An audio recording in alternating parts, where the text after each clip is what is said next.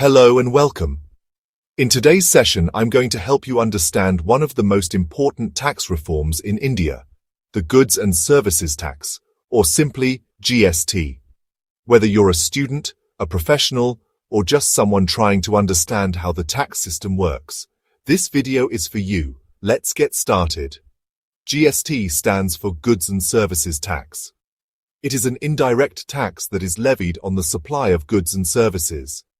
Introduced on the 1st of July 2017, GST replaced multiple indirect taxes like VAT, excise duty, and service tax. GST has made the tax system simpler by bringing all these taxes under one unified system. Before GST, India had a complex and overlapping tax system. Different states had different rules, and businesses often paid tax on tax, what we call a cascading effect. GST removed this cascading effect by introducing a one nation, one tax system, making the entire process more transparent, efficient, and fair. There are 4 types of GST based on the nature of the transaction. 1. CGST Central Goods and Services Tax 1, SGST State Goods and Services Tax 1, IGST Integrated Goods and Services Tax 1, UTGST Union Territory. Goods and Services Tax CGST and SGST are applied on intrastate sales within the same state. IGST is applied on interstate sales between 2 states.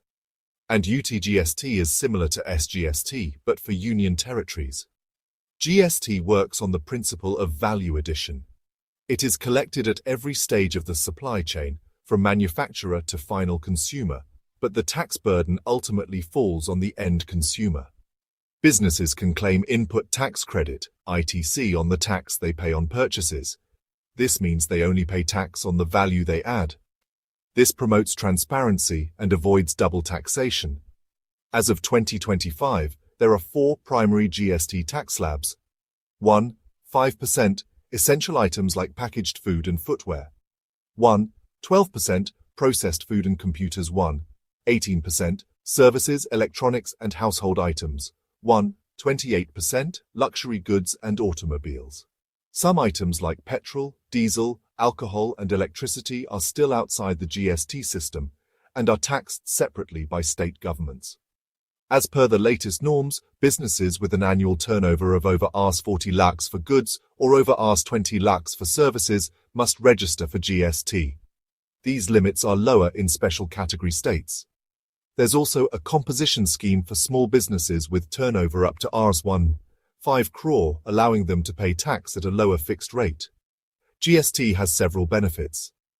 Simplified tax structure, ease of doing business *, reduced corruption, seamless input tax credit, wider tax base due to digitization.